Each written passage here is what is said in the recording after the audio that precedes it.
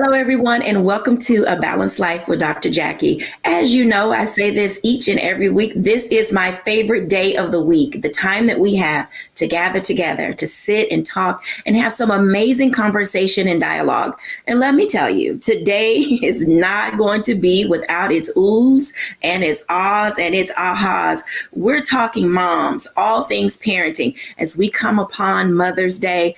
You know, I really do think about and cherish the relationship that I had with my mom. And I know, get your tissue, grab them. It's going to be a teary-eyed day for some of us. But, you know, in other moments, we'll just sit and talk and laugh because there's so many different kinds of moms. They're tiger moms. They're helicopter moms. There's will you stay out of my business moms. There's the you're too busy mom. There are just so many kinds of moms. And of course, we're going to celebrate those women in our spaces, our grandmothers, our aunties, our cousins, all of these women who are our surrogate moms. And oh, how we love them and the role that they play in each of our lives. So sit back, get ready for today's show on A Balanced Life as we talk about all things mommies.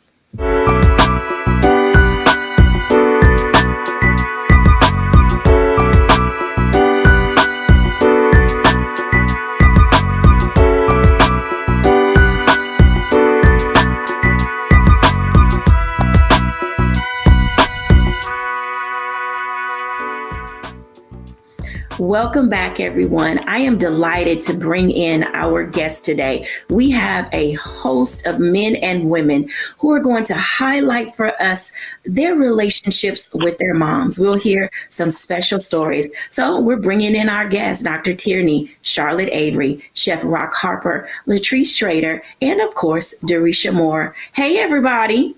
Hey. Oh my goodness. Now, let me just tell you, I get so tickled when I think about the relationship that I had with my mother. Now, my mom, for those of you who are out there may know, she passed in the summer of 2010. And it took me a while to get over it, but I'm in that space where I don't cry about it anymore. And I think that's a testament to the strength that my mom gave me. I literally tried to exemplify those principles. And as you are all thinking about the relationship that you have with your moms, I'm going to start with Charlotte Avery. She's a mom of 7 and she has an amazing mother as well. Charlotte, what are some of the things that you identify with as a mom that you got from your mom? Oh my goodness. So first of all, let me just say my mom is the best. She's like the best mom. She's the best grandma. She's wonderful. And so some of the things that I got from my mom are the fact that, you know, I'm a very playful mom. And my mom has always been very, very playful. She played with me and my brothers. She played with and even now, I mean, my mom is 74 years old and I'm so thankful that she's still living. But my mom plays with my children. She like hops on my son's bike and goes riding down the street. She's just very present. And I do my best to be very present in the life of my children because, you know, I think that it's important for me to give them my presence versus giving them a bunch of presents.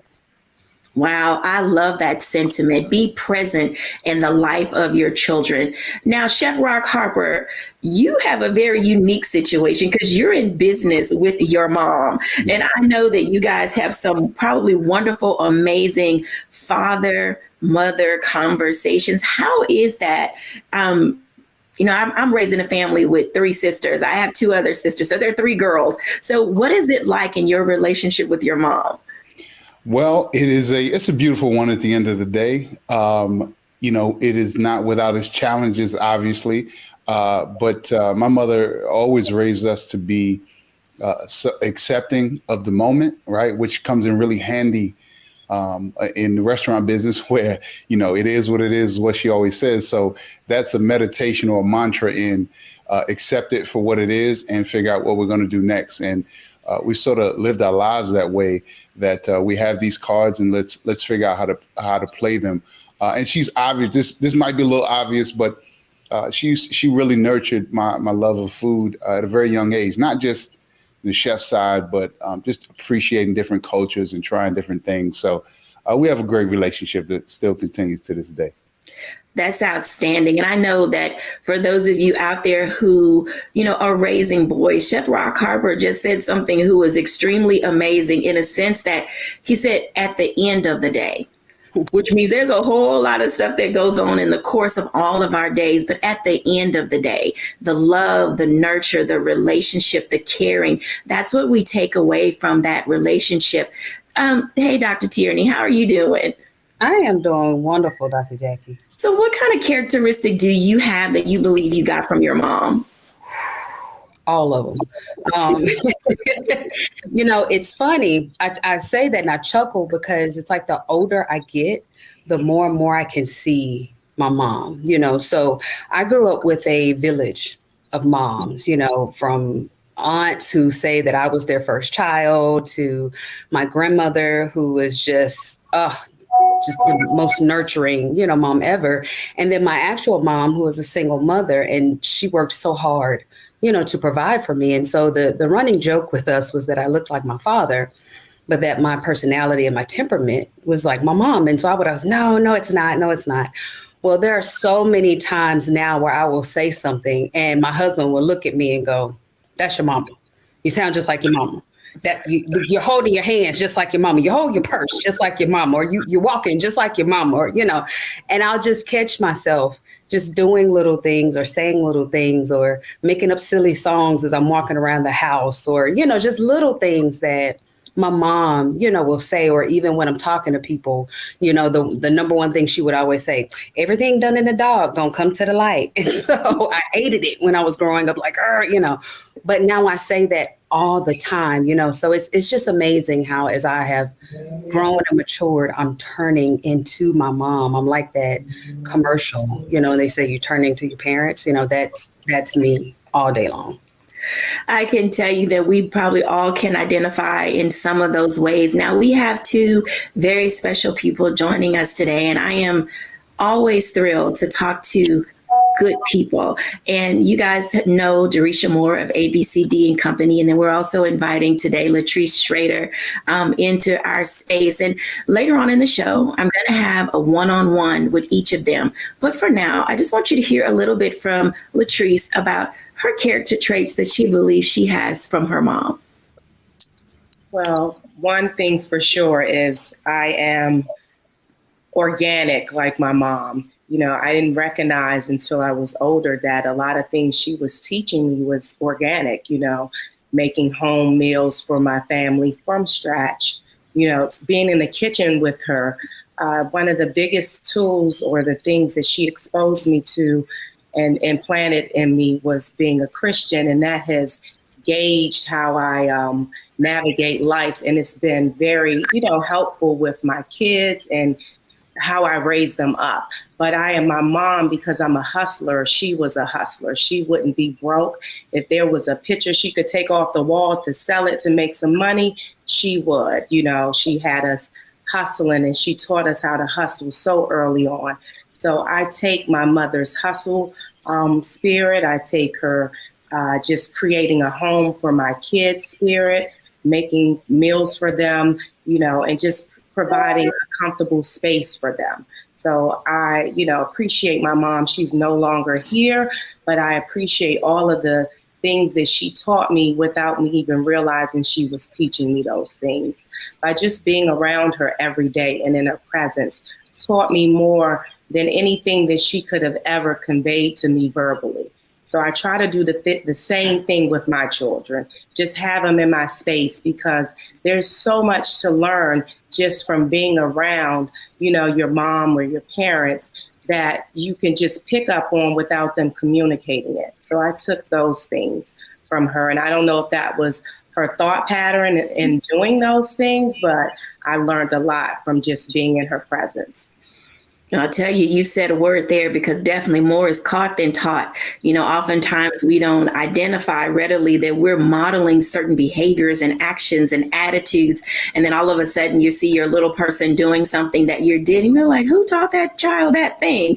And sure enough, we picked it up from some place, where they have seen us or other adults around them. Hey, Jerisha.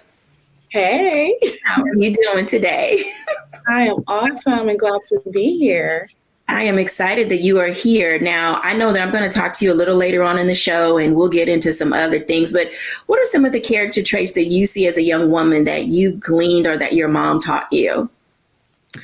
So I would say for my mom and I, we are both extroverted. We love people. And I remember when I was younger and we would just walk around the neighborhood or we'd go somewhere and everyone knew her name.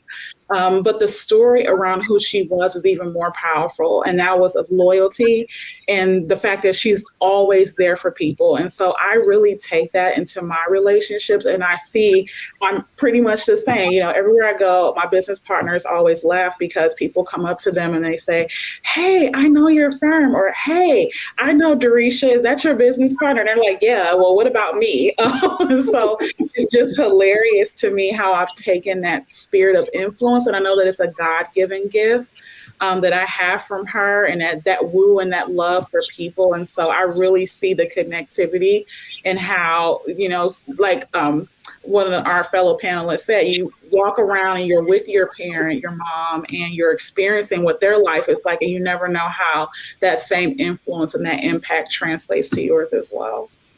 Absolutely. I hope, audience, that you are taking good notes and paying attention to what our guests have said today, because in this grand scheme of parenting, and, you know, there is no manual for motherhood. It's something that happens and then you sort of figure it out along the way. And then you learn how to take the training wheels off. When we come back after the break, I want to have a special one-on-one conversation with Latrice Strader. You're going to learn a little bit more about who she is, what she's doing in her space, and how she's navigating not only being a mom, but being a force in this world. When we're back after the break.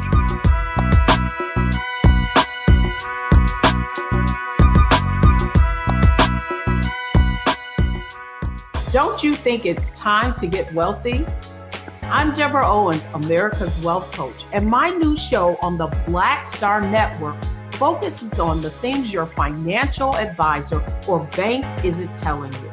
So watch Get Wealthy on the Black Star Network.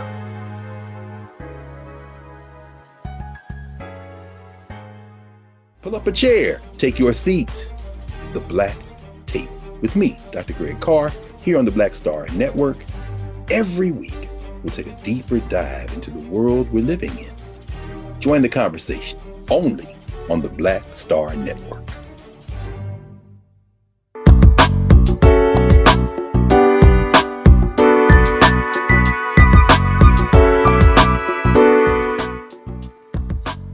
Welcome back, everyone, to A Balanced Life with Dr. Jackie. I'm excited to have this one-on-one now with Latrice Strader.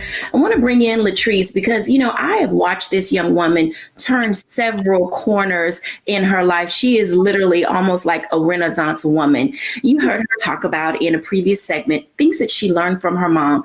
And I think for a lot of us, we often don't know how to use what she called a hustle spirit. As a mom, as a businesswoman, as an entrepreneur, welcome, Latrice Strader. Thank you so much. So tell our audience a little bit about yourself. Well, I am Latrice, as she introduced. I am a hairstylist. I own my own hair salon. I run, or I have my own product line, which includes flat irons. I am a realtor. I am a momager. I do interior design. There's a whole lot to who I am, but I'm just a creative spirit. So I met Jackie from doing her hair years ago, and we just created and have a good relationship courtesy of that. Right now, what I do, I don't know exactly where you want me to flow with this, but I would like to say that I started off with the tools that have helped me, you know, create who I am as far as an entrepreneur. I'm using those same tools to help navigate my kids because I see those tools within them. They are little hustlers. They are artists of the same and a little different. So in helping with them, you have to figure out what it is. I'm going to go into a parent mode. You have to figure out the tools and the things that your kids are gifted in. And with doing that, you have to put them in a lot of different activities, right? And then from there, you figure out what they're good at if they haven't discovered it on their own. When they make that discovery, it is up to you and for you as a parent, in my opinion, to back that and to support that and to put them in the necessary classes to help aid with the development of that, because ultimately that is what their God-given talent is, and that tool or that gift is what God will use to allow for him to pull and reach other people. And it could be the smallest thing. It could be them being a singer.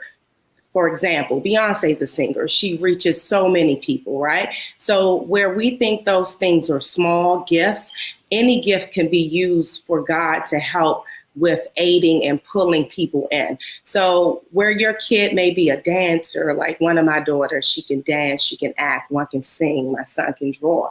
I don't look at those as minor things. I look at them as a huge gift that he can use to spread his word through them. And ultimately, I believe that that's what we're all here for. I am a hairstylist, and through that, seat or with that seat I stand behind, I help and I feed a lot of people through conversations. So there's no small gift. You know, a lot of clients talk to me about different things. I create time to be able to be this hairstylist and then be the mom and then sell real estate and do interior design. But again, it's creating the balance to do all of those things. But you also, as I stated, have an obligation to figure out whatever it is that you're good at, that your kids are good at. And some of us get one gift, some get multiple gifts. And when you have those multiple gifts, it's for you to create the time. And I have a schedule which allows me to wake up at 5 a.m. And during that time, from 5 to 9, it is me time. It is for me to fuel me, for me to continue to educate me, for me to read and get my workout in and do all of the things I need to do before I press play, to be the mom, to be the hairstylist, to be the real estate agent, to do the interior design stuff. So there is enough time. You just have to create a schedule to do these things. And so I think we owe it to ourselves to make sure that we create the time in every day to feed us, because otherwise we will deplete ourselves and we will just be operating in the spirit of helping others and not ourselves. And then you become drained and burnt out, and you don't want to ever get to that point. So I would say, in creating a balanced life, figure out that time where you can do 2 hours or an hour, if that's all you can do, to just fuel and feed yourself so that you can continue to feed others and the world. Because if you're depleted, then how can you be used? You had some great statements there, because having a schedule is important, and making certain that you have time for yourself is important, because you do give a lot. You pour so much into so many people, because even just sitting in your chair as a stylist, you're getting coaching, you're getting laughter, you're getting to wind down. And so you do, as you said, you feed people, you give so much of who you are to other people. And I'm glad that you mentioned for our audience the time that you take for self. Because, you know, you're not being selfish to wake up early and want to have that quiet time, because your body deserves that. Your mind needs it, so that way you can pour out as much as you do. Now, you recently did something that a lot of people only dream of, and I think that it's very exciting. And you guys, when I tell you what it is, you're going to be like, okay, wait. So she's owning her own hair business. She works with some of the most amazing people in the industry in that space. She's, you know, got her kids, you know, graduating out of Duke Ellington School of the Arts, and they're in their own right doing plays and music and graphic design and so many things. But you recently took the time to go on a game show. Now, but how in the world, with your schedule, did you find to get on a game show and then do the most unthinkable thing in the end of it? Please share. So my daughter, the oldest, she graduated from Berklee School of Music, and she came home and I decided, oh my gosh, I got to have this party for her, a celebration. This is a huge accomplishment. She has a double major for songwriting and music business. And I'm in my back room that you can see back here, and I'm watching Wheel of Fortune. That is my thing, right? Since I was little, watching it with my parents. And my kids hear me yelling at the television all the time. They like, Mom, just go on the show, audition. Because I'm back there solving puzzles, yelling at the people. So I said, you know what? I'm not doing this. I'm going to get on there. I'm going to choke. But my daughter comes down this night after her event for her graduation celebration. She says, Mom, audition. So I said, you know what? Whatever. Shortly after she said that, Pat came on and he said, now easier than ever to audition for Wheel of Fortune. And I said, okay, well, let's see, because that must be a sign. So shortly after, they put up a link. I go on to this link, which is wheeloffortune.com, I believe, from what I recall. And when I clicked on it this time, it was easier to actually navigate and figure out how to get on the show because I had checked prior. So when I looked, it said do a minute video. It said do the application. So I do this video with Snapchat because it put the filter on me, right? So I didn't have to get up and put any makeup on. It just didn't give me an excuse to not do it. So I recorded, I stopped at a minute, like spot on. So I uploaded that, put the application in, sent in my group chat to my kids that I had submitted. And maybe a couple of months later, my kids asked me, well, Mom, what happened? I said, I don't know, maybe they didn't pick me. A few weeks after that, my mom passed on August the 8th. So I celebrate her every August 8th.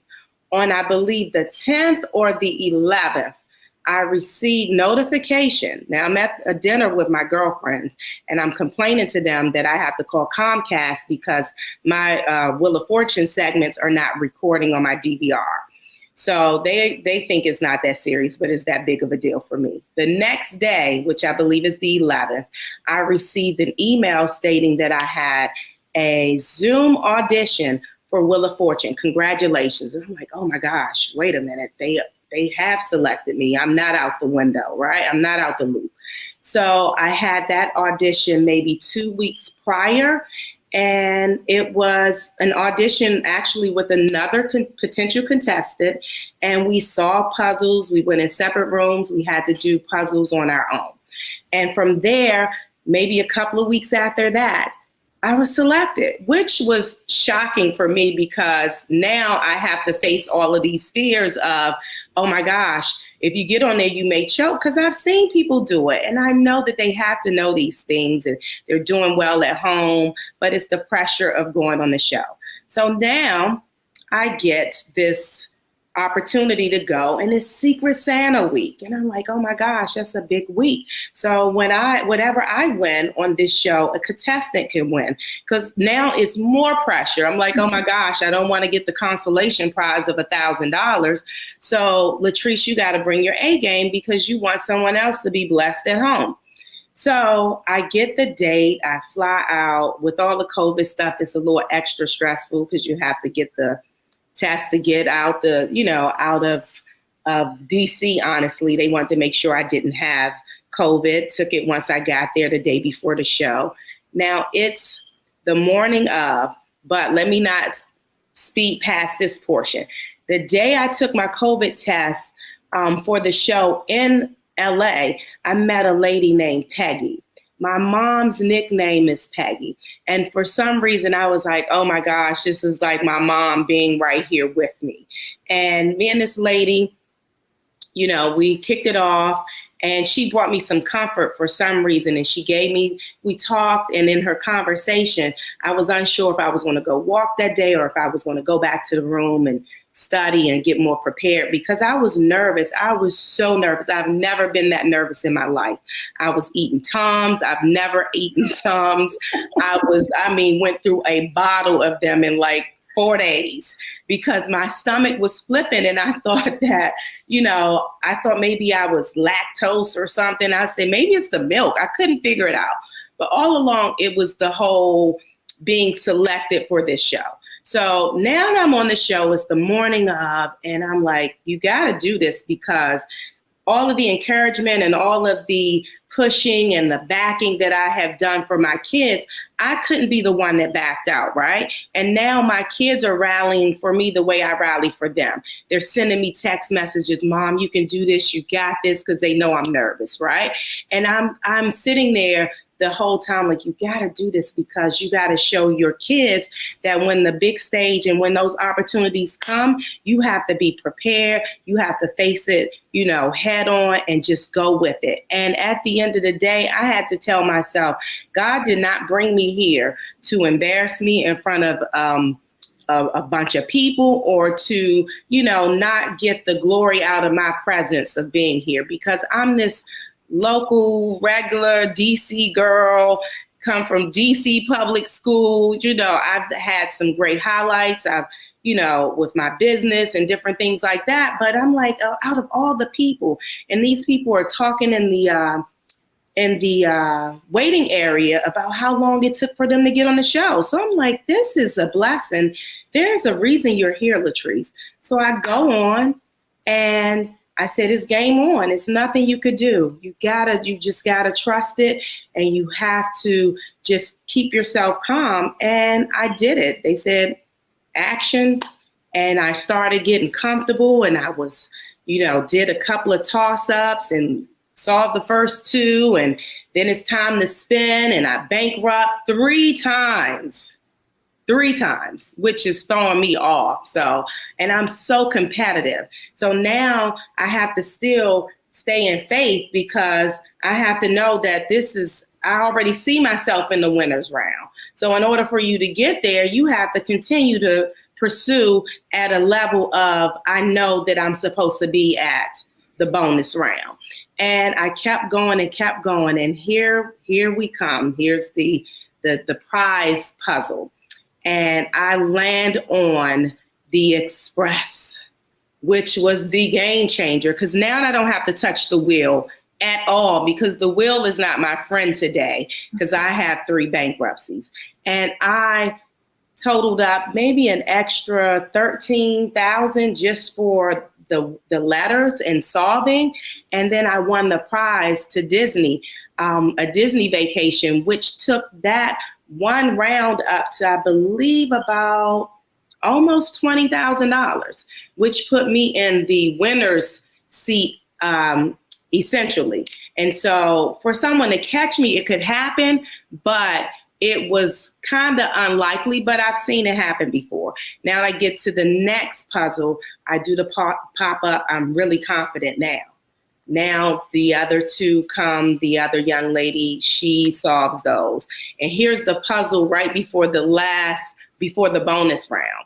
And I get there, and I have all the letters in front of me. This is being overconfident. And I read the puzzle, and I read it wrong. I have like every letter in the puzzle except for one. And I read it wrong. But that had to happen to me so that I can calm down. And when I got to the bonus round, this is how I knew it was all orchestrated by God. Prior that morning, the show starts prepping at around 7 a.m. I was speaking with someone in the audience. I don't know who it was, but I said, this is like the Super Bowl. I said, the kicker can kick the field goal for a regular game very easily. It's a no-brainer. I said, but when the Super Bowl takes place, that same 20-yard kick is very, very tough. I said, this is like me kicking the field goal.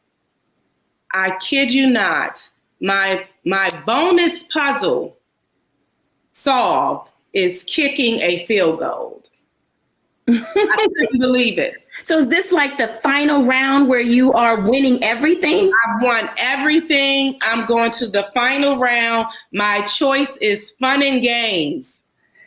So tell us how this ends as we prepare to wrap up this segment. What happens? I know the audience is waiting. They want to know.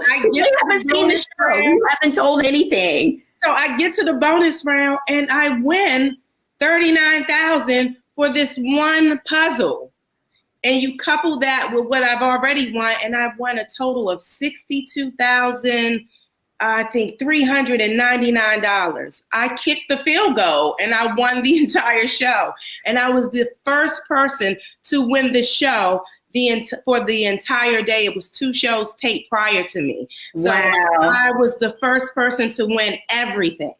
That's super exciting. I love the way that you've given us this story. As we prepare to go into our break, you not only won for yourself, but your tenacity and your determination and your understanding of puzzles also allowed you to win for someone else. And I think that a part of being an adult, being a mom, being a person who values life of other people, as you stated before, it gave you that extra push and that tenacity to say, I'm not just doing this for myself, but I get to bring another winner along with me so they can also have a gain. You know, Latrice, thank you so much for sharing your story. When we come back after the break, we're going to talk a little bit more about what it looks like to have people in your corner who will gauge you, guide you, and give you what you need, even when you're uncertain that you can make it. When we come back, we're going to talk for a little bit to Derisha Moore after the break.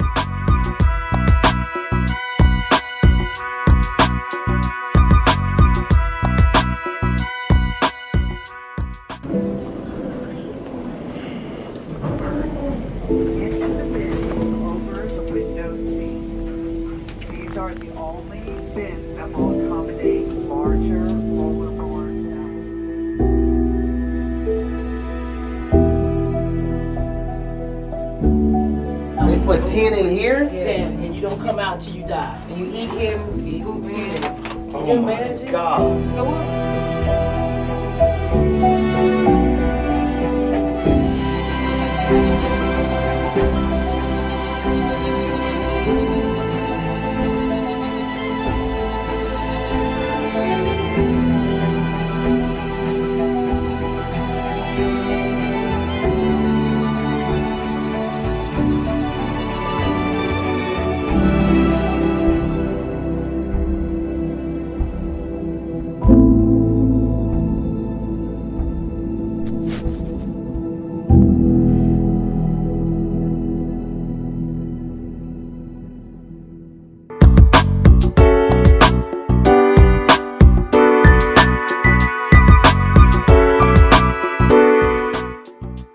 Welcome back, everyone. I'm excited about this next segment that we're going to do because oftentimes people want to judge you about where you come from, about who your parents are and where you were raised. But we have a young lady that we're going to talk to now who has defied all the odds. I'm excited to talk to our friend, our frequent guest, Derisha Moore. Hi, Derisha. Hey, hey. Let me just say, I'm very comfortable with the fact that you are comfortable with the questions that I'm going to ask you. Yep. Because you have a story that many people would have counted you out simply because of who your mom is. So I just want you to share a little bit about your mom and your background and highlight the amazing trajectory that God put your life on in spite of your past and your upbringing. Yes, absolutely. I'm proud to share. I believe that every part and pebble in our life's journey really transforms our thinking and most importantly, catapult us into our purpose. So as it pertains to my life story, I am born and raised in Cleveland, Ohio, inner city. I know every time I talk about Cleveland, some way, somehow, Bone Thugs and Harmony comes up. And that's a very small part of Cleveland, but it is a relevant part to my story as I grew up on 93rd and St. Clair, which was only a couple blocks away. But what I wanted to share about my mom in particular is that she did not have a college education.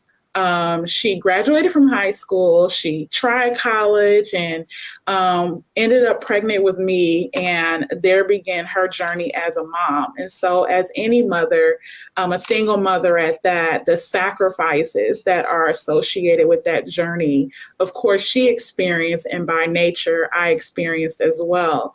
And so going into public school, and one of the things that I can say that even though I went to a Title I school, my teachers, most of them were actually Delta women.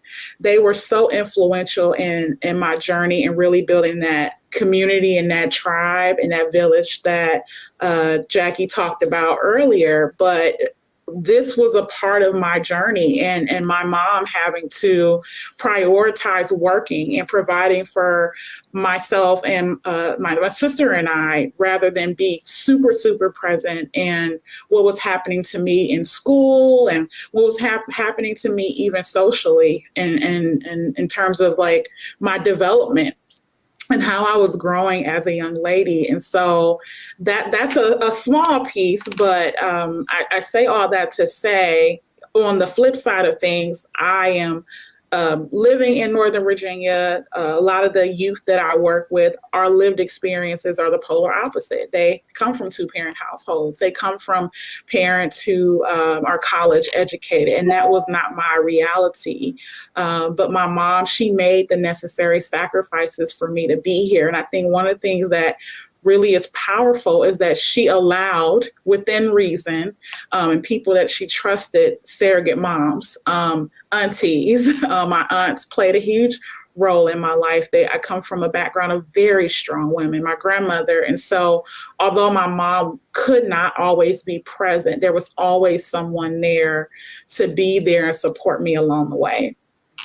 Support is extremely important when you're growing up in the inner city. And I know that our audience will be like, that's not so unique. You know, we all have something in our past or in our background, but it's those unique challenges that, you know, we always talk about this nurture versus nature. And so when we talk about these things, oftentimes your environment can be the hindrance to your progress. Can you speak to our audience, to those parents who are raising children in less than comfortable situations, who can say, you know, Theresia, you're a Gates Millennial Scholar. Now, coming out of inner city Cleveland, people are like, how in the world did this young woman, you know, from that side of the track, if you will, get into a space of being able to be academically sound, professionally developed? How do you balance the nurture versus nature aspects of your life? Ooh, that's a deep question. It's a deep question because the nature, the genetic sides of things can totally sometimes be barriers, so you think. You know, being in an environment where I am a first generation college student, being in an environment where I did see the crime, I did see the drugs, I did see the violence, that combination of the nature and just genetically what you're engaged with on a day-to-day basis, and then what you're around and what is nurturing you, because, you know, regardless of how much sometimes parents try to protect the very nature or nurture of an environment can have an adverse effect. But I'm grateful, because one of the things that I will say is that balance approach was knowing that allowing others to mother my child, I'm speaking, you know, in the language of my mom, allowing others to step in doesn't take anything from me. I think a lot of times as parents, there is this protectiveness in it, as it should be. And I will say, I do not have any children. I aspire to be a mother, but what I see even as a mentor, and I'm speaking, I think, from that lens, is that there is oftentimes this tension with, you know, at the end of the day, I'm their parent. And it's, what can I bring my children that is comprehensive, that is holistic, that regardless of where they come from, regardless of what their environment is like, they're going to be positioned to walk in purpose and be the best that they can be. And that was my lived experiences. No matter what the sacrifices were for my mom, what really separated me is her value and appreciation for those surrogate mothers, and recognizing that having the aunties and the big cousins and those other women who came in to mother and smother did not take anything from her. And I would say that no, the education system should not be responsible for rearing your children, but there is a partnership that has to happen for the betterment and for the best of your child. And she leaned into that too. All of my teachers, my second grade teacher is my Facebook friend. And she just comments on my posts, and she's so excited that she could be a part of my journey. And my story wasn't always that I was this brilliant, intelligent, respectful young lady.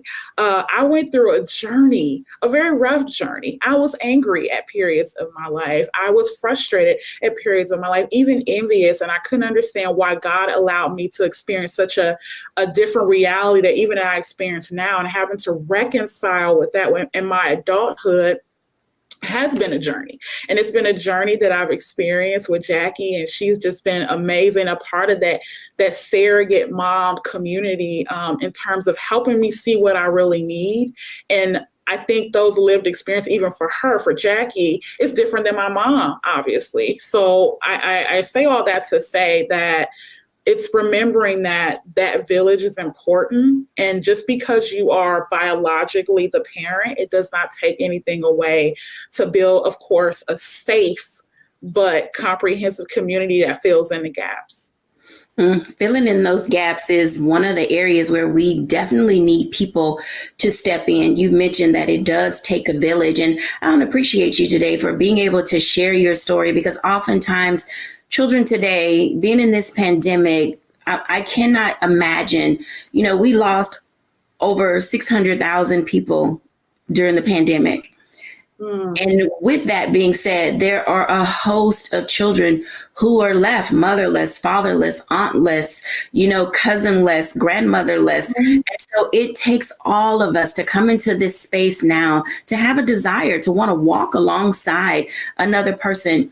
As we prepare to wrap up this segment, if you could give a word of encouragement and support for people who are trying to figure out what's next for them, because they've lost a loved one or they don't have someone to come alongside them, what would you tell individuals who are saying, trust another person to stand in the gap for you? Wow, I feel such a weight of responsibility answering that question. I will say this. I have learned, even in my professional career as a marketer, that empathy is important, right? There's some lived experiences that I have, and there's some that I don't.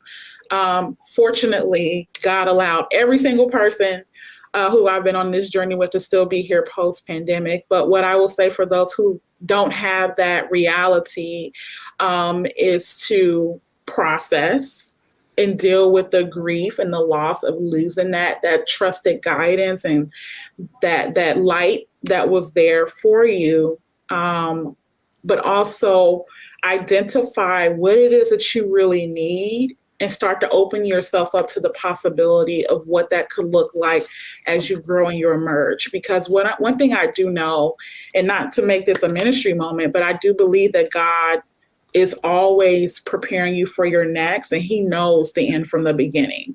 And so when you lose someone, although it's painful and although it's rough, he always gives you what you need for the season that you're in. And that has been something that I have experienced, maybe not so much in the loss part, but, we grieve relationships that no longer exist anymore. And so although I have not lost someone physically, there have been seasons where people that I was close to no longer is the case. And so I would say process. Don't be afraid to take that time to really reconcile with what has taken place, but then also open yourself up to the possibility and dig into the self-awareness efforts that are needed to identify what you need and be open to how God sends that and not to replace what was lost, but to help you in that season. Because each season we should grow, we should evolve, we should change. And I believe firmly that whatever it is that you need in that mentorship and that motherhood and whatever that looks like, if it's an aunt, it's a mentor, it's a spiritual mom, whatever is needed, that mother and that smother is waiting to help you in whatever it is that you need in this journey. Thank you for sharing that. I want to bring in the entire group if we can, because both Latrice and Jerisha have raised some interesting points as it relates to people standing in the gap for other people. And I know that both Charlotte and Dr. Tierney have 1,000 things to say when it comes to standing in the gap for other people. Charlotte Avery. So first of all, I wish I had a Kleenex or something next to me, because hearing them was just so powerful. Everything that Latrice said, everything that Jerisha said. And one thing that Jerisha said that really, really spoke to me as a woman, but also as a mother, is that, the village is so very, very important. And, I've always known that, but even going through the pandemic, and dealing with some major turning points in my life during the pandemic, it taught me how important that village is. And one thing that Jerisha said that really spoke to me is that, everybody in the village has their role.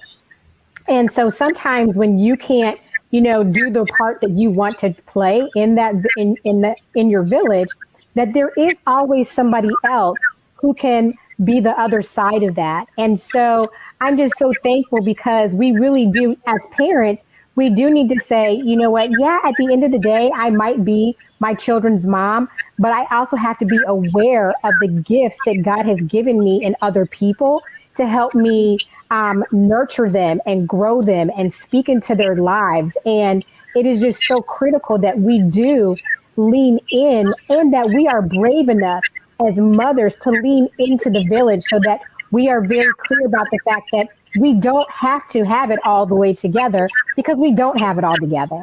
And so the village is there to help us. And the village is a group of God-sent people. And so that's something very powerful that Jerisha said that sticks with me, that really resonates with me. And I'm so thankful for my village. I'm thankful that, Jacquie is a part of my village. I'm thankful for all of the women, the teachers, my mom, and the women who have been a part of my village, and even the men who've been a part of my village too. And so I thought that was a very powerful statement.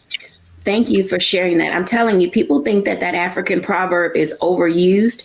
And as we get older, we get into that space of saying, how do we develop the village? Dr. Tierney, I'm almost at a loss for words, simply because we get into that space of recognizing that we have to step up.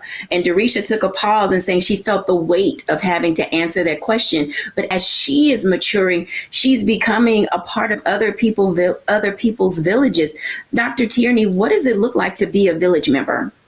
Absolutely. Absolutely. So, as Jerisha stated, I am a product of the village. I think I said at the top, first segment, I have a community, of mothers. And so all of the things, I love what you said, Jerisha, the mothering and the smothering, all of the mothering and the smothering that I received over the years, it's now my responsibility to give that, to those that are around me, to be a helpful part of those villages. So I am not a mother, but I am TT all day long. I have so many God babies. I am TT Tierney to so many surrogate nieces and nephews. And so my job, my role, as a part of the village, is to do some of the mothering and the smothering, to give my sisters a break when they need a break, to be the fun aunt, to be the aunt that does the discipline. I tell my friends, hey, if you don't want me to correct your baby, then she can't come over here and stay with me, because that loving correction, listen, I say it all the time, you don't have to be jumping on my couch and I can't tell you to stop, but that loving correction, pouring all of that is in me into them, because just like I am a reflection of my mom, my grandmother, my aunt, some of my mom's friends. I mean, even my mom would look at me and say, "Oh, you got that from Tracy." I feel a responsibility to pour that into those that are around me, into those children that are around me, even if I don't have my own. And who knows, one day God may come down and say, "Hell, Tierney, you have been blessed and highly favored, and you're going to have a baby." I'm going to be calling Charlotte, Jackie, let me collect my village. I need my village, And so I just think in that case, it's just reciprocal in that way.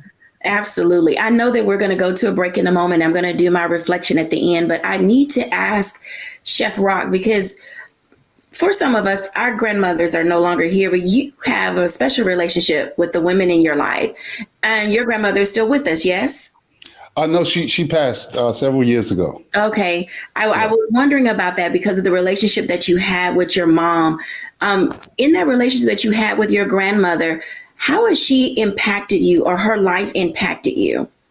Well, one of the things, as I'm just benefiting from all of this wisdom being shared today, and I've been blessed to have so many different mothers and to have been raised by a village in my life. And I'm grateful. That's one of the wonderful things about my mother, is that she did lean on the village and continues to do so today, even when I ask her to not pick up the phone. But one of the things that I wanted to point out that, talking about the village, my father died when I was very young, maybe around 4 or 5 years old.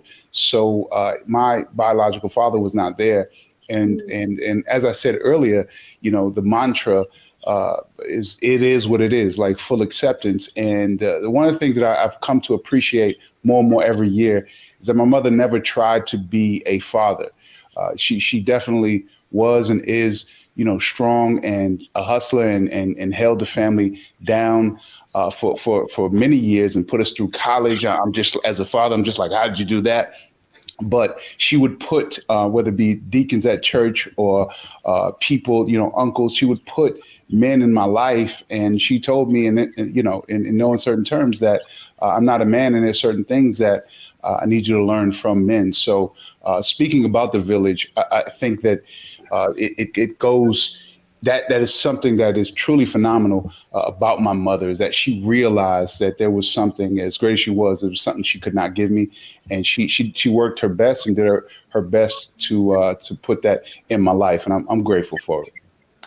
Thank you, everyone, for sharing today your thoughts and tips. I know that our audience, when they watch this segment, as we, talk about what it means to have people in our life and in our space, we're celebrating moms, and when we come back after the break, I'm going to do my reflection and then wrap things up just a bit so that we can literally see how we are engaging everything that we need to do day to day. Today has been no shortage of an opportunity for us to gain tips and wisdom from not only our guests, but those to come. When we come back after the break, I'll share my reflections.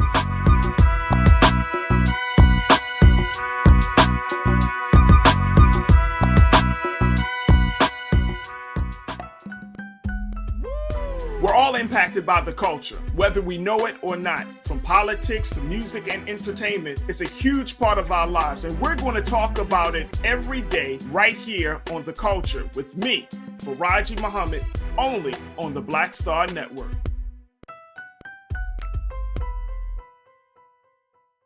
It's time to be smart.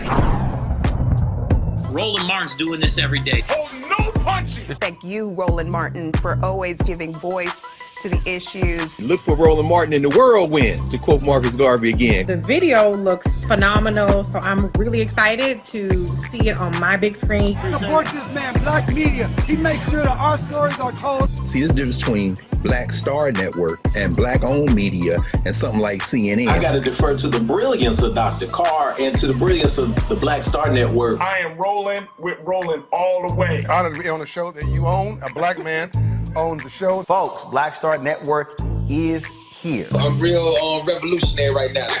Roland was amazing on that. Hey, Black, I love y'all. I can't commend you enough about this platform that you've created for us to be able to share who we are, what we're doing in the world, and the impact that we're having. Let's be smart. Bring your eyeballs home. You can't be Black-owned media and be scared. You dig?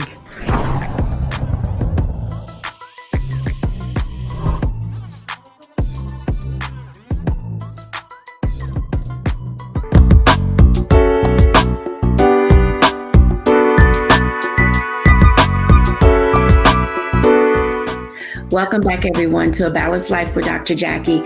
I can tell you that I have learned so much from our guests and our panelists that we've had today. Whether you are a helicopter mom, a playful mom, if you had a mom in your life that was super strict and never let you go outside and made you come in before the street lights were on, we are all better for the women that have been in our spaces. Now, if you're thinking about becoming a mom and you're afraid, trust me, each of the persons that you've heard talk today, they had that same type of fear and trepidation, but they began to seek out people in their village who could give them the wisdom, the direction, the guidance that they needed in order to be able to say that they were ready. Thank you, everyone, for watching today. And I know that for those of you who have lost your moms, we're going to light a candle today for them. It is in the spirit of motherhood, the spirit of parenting, the spirit of thankfulness and gratitude that we light this candle at the end of our show today for all the moms who have gone, whether they passed away suddenly, whether you lost your mom during this pandemic, whether they had long-term illness and you had an opportunity to prepare. Let me just say, losing a parent is not easy. I'm coming up on 12 years this summer, and some days are definitely better than others. But I am delighted to be able to walk by the mirror each day and see some of my mother's features, to have conversations with people and share from some of her wisdom and mother wit. We honor you today, each of you who are in whatever space that you're in as we approach Mother's Day. We honor you and we honor their light in you. Have a great week, everyone. Enjoy your Mother's Day. Celebrate the way that you can. Peace and love to each of you. Bye now.